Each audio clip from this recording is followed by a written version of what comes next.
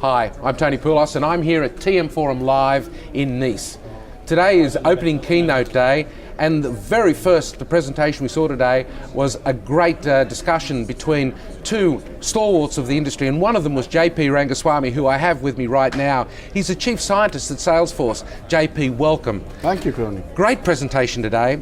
You covered a lot of interesting points, and the topic with Chris was colliding worlds, suits meet sneakers. Well, it's an interesting topic. You opened up by saying that we're in a situation where we need to look at new business models. What are these new business models, and what were you referring to? I think when the distance between the company and the customer has reduced sharply, because customers are now able to find out about products and services more effectively because they can ask their friends, the people they trust. Yes. They can actually buy things from almost anywhere in the world and get it shipped because they're connected and the marketplaces exist. And they can also reply and give feedback, both like and dislike your product or service in ways they couldn't.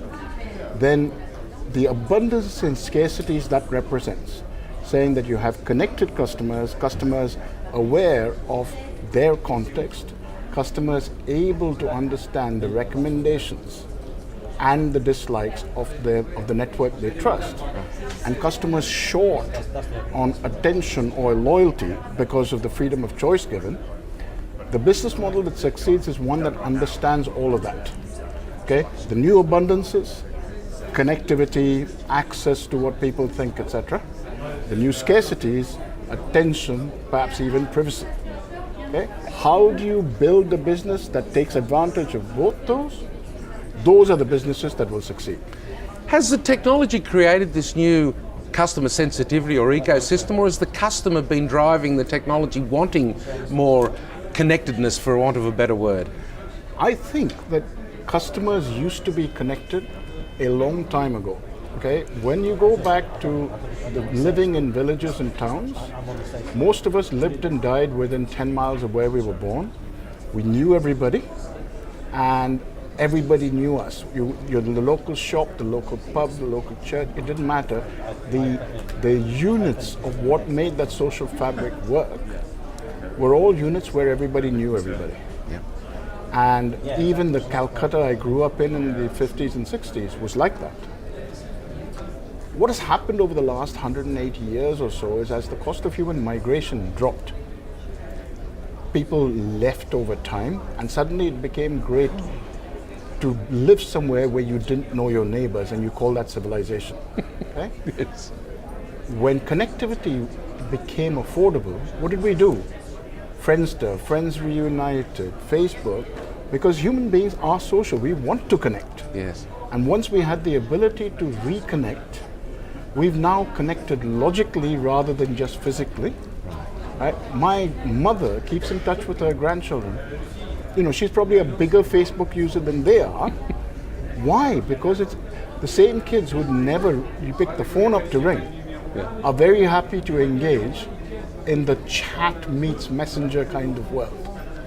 When you were presenting, you talked about the amount of data that was being, coming to us all, and you said there was no such thing as a famous professor that you quoted said there was no such thing as data overload, just the lack of filters.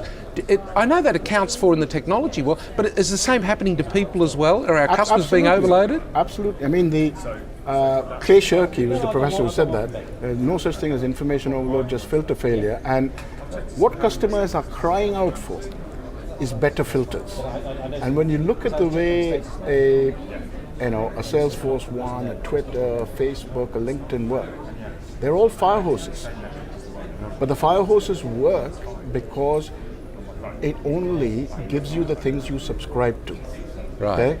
The companies you're interested in, the people you're interested in, the topics you're interested in, the places you're interested in. And as a result, your stream of information becomes consumable, it's contextual, and that leads to sort of, why, we spoke earlier about the semi-permeable membrane. Yes. You want to live in the stream without having to say, I'm in the middle of doing this and someone asked me for an approval or something. I have two choices. Either I've got to stop what I was doing, which frustrates me, or I've got to say I'm going to do it later and I may never do it, which frustrates somebody else. Yes. why can't I live in a world where while I'm in my stream, I can say okay to that and the system works it out. Right. Okay? And those are the sort of latencies and frictions we want to be able to remove to make our lives better. Are we trusting the systems more to do that for us? Are we trusting our service providers and the people providing us with the digital services to do that? Have we reached that level of comfort yet? I think the companies that will succeed are the ones that understand that customers want those frictions and latencies removed. Yes. They'd like to act on information, that information has got to be relevant, and they want to be able to act easily and seamlessly on it. Swivel chair integration, a series of silos, is just not what they're prepared to accept. So the communication service providers may have a long way to go, do you think? I think that they have to realize that just saying infrastructure and here's a way I can capture you and hold you and then infrastructure is not enough. Right? Sure, you've got content plays and everyone's going after that, but those that realize that in a hurricane you can build windmills, Yes. right, will recognize that the power of what the customer has. If you say, why don't we build the things, instead of building things that we think customers want and then trying to force them to use it, building what the customer wants. And most people I speak to would like to have better filters so that contextual relevant information is routed to the devices of their choice at the time they want it, in the place they want it. Well, it sounds like the lesson for all of us. JP, thanks for spending time with me today, and thank you for coming to our big event here in Nice. Tony, it's been a pleasure. Thank you, sir. Thanks.